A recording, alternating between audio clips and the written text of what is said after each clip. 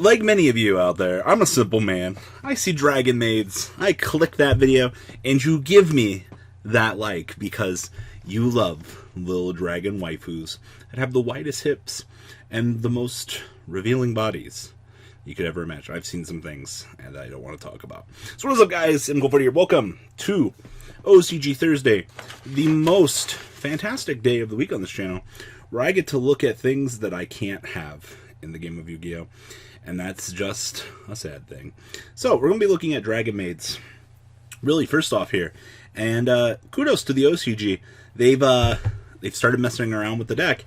And you know what that means? Dragonmaids plus one dragon monster. Super poly target, by the way.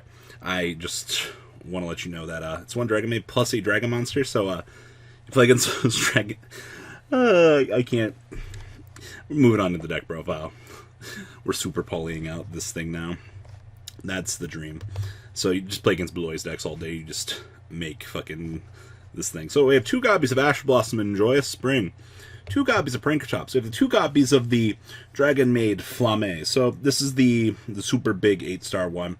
Quick effect, discard this card, target one Dragonmaid monster you control.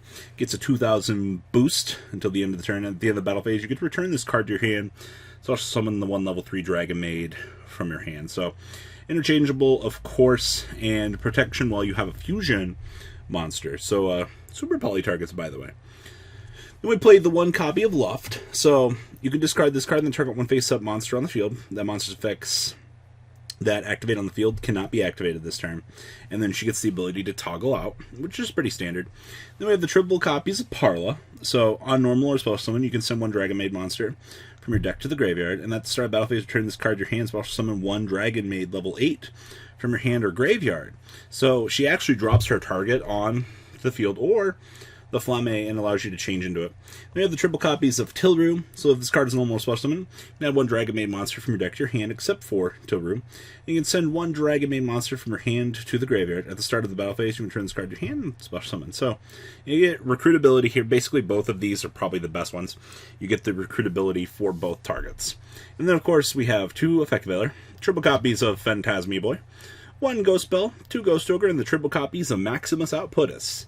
And then spells, we have Triple Call by the Grave, 1 Harpy's Feather Duster, 2 Triple Extravagance, 2 Super Poly, Triple Infinite Impermanence, 2 Dynamiscus, 2 copies of Solemn Judgment, wrapping up the main deck. Down here in the extra deck, we have the 1 copy of Nightmare Unicorn, the 1 IP Masquerena. During your opponent's main phase, you can quick effect immediately after this effect resolves. Link summon using this card you control.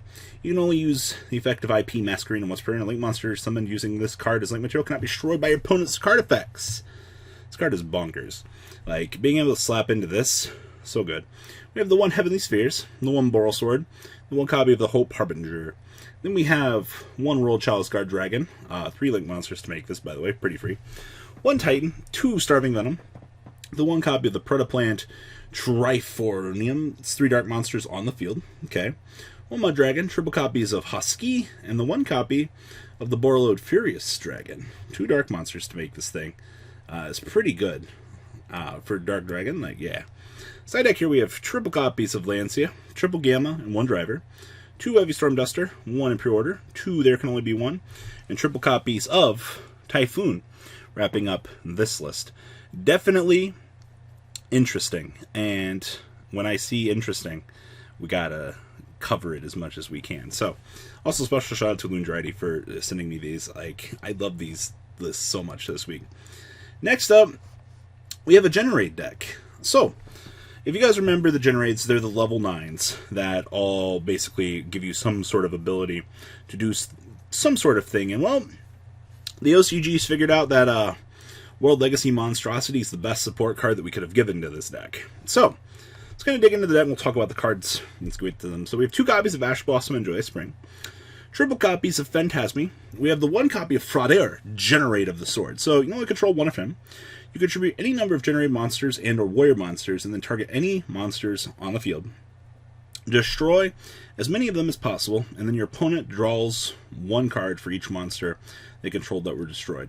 If you're slamming for a game, this is probably going to be pretty nutty, actually. We have 2 Ghost Ogres. We have the 1 copy of the Hell Generaid of Death. So, Quick effect, tribute one Generaid or zombie monster, and then target one Generaid monster or zombie in your graveyard with a different name and special summon it in defense mode. So you get a self-replacement target for this. Puts another body on the field. Of course, we have the one copy of Italy. It wouldn't be a level 9 deck without her. We have the 2 copies of Martel, Generaid of Light, so you can only control one of her. If this card is normal special summon, you can add one Generaid card or one plant from your deck to your hand. So, and this does say card, by the way, so you can search for the field spell or battle.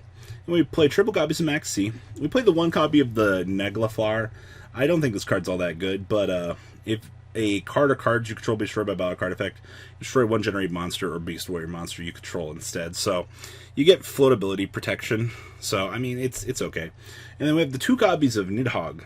So, when your opponent would special summon a monster or monster's quick effect, tribute one Generaid monster to negate that summon, and if you do, destroy that monster or monsters. This card is nuts. Now, the field spell is kind of interesting. So, once per turn, your opponent adds a card from their deck to their hand, except during the damage step, you special summon one Generaid from your deck in defense mode. During your opponent's turn, if you special summon a Generaid monster, except during damage step, you can special summon as many Generaid tokens as possible in attack position, but destroy them during the end phase. So you want to put some bodies out in the field? Be my guest. Like, imagine this, plus, you know, IP Masquerina. We have triple duality, triple copies of extravagance. I mean, your extra deck does matter, but to a degree. We have the 1 terraforming, the triple monstrosity, and the triple copies of Generaid battle. So you can activate 1 Generaid field spell directly from your deck or graveyard, and then your opponent draws a card. So, sucks that you give your opponent a card, but it's okay because, you know, we were always trying to abuse the field spell as much as we can. 1 metaverse to stick the field spell. Triple judgment and 2 copies of there can only be 1. Now, the extra deck. We have 1 topological bomber dragon, 1 security dragon, 1 Avermax, 1 unicorn, 1 phoenix, 1 IP Masquerina, 1 needle fiber, 1 boral sword, and 1 borlode. Of course, triple copies of the true king of all calamities. Triple copies of Interblafnian, and we have triple copies of Lancia, 2 Prank Boy, 2 Ghost Spell, 2 Anti-Spell Fragrance, triple Heavy Storm Duster, and triple copies of Typhoon, wrapping up this list. Now, like I said, a lot of cool combos and things that we're going to be getting out of this, and I'm looking forward to kind of seeing what evolves with this deck over time. And then last but not least, we have a nice little Dinomist deck for everybody today. It's kind of a nice different pace to see that Dinomist is still able to kind of participate in the metagame.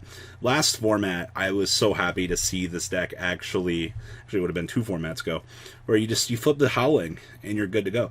And it's a good sign that you can see that making these 1 good cards really can put certain decks on the map. I think a lot of players underestimate the power that 1 card can bring to a deck, and Howling did just that for Dinomist. So, we have 2 copies of Ash Blossom. It's almost like this is a staple or something.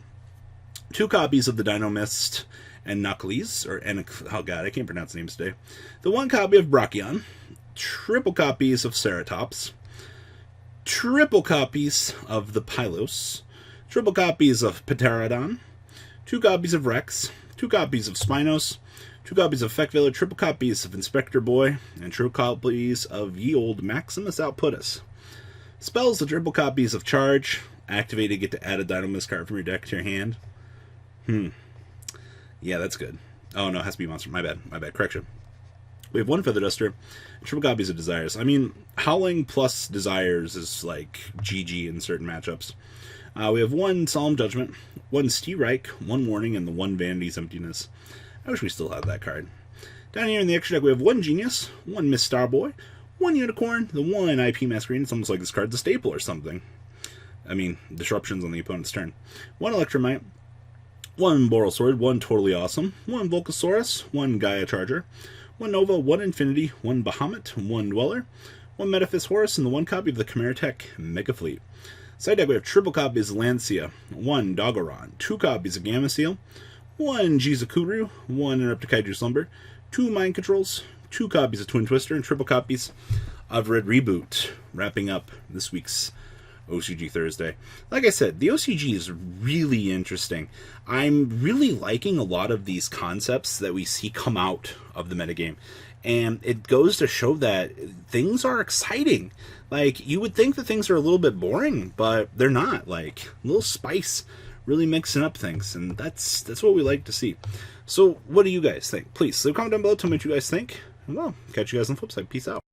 The ride never, well, truly ends. Thank you, patrons. Without you guys, I don't know what I'd be wearing in these videos. I might be a truffle shuffle incident all over again. Guys, please also check out VanCole40 for some awesome Vanguard content. Some other interesting stuff you might find up here on the left or in the description as well. Thanks for watching.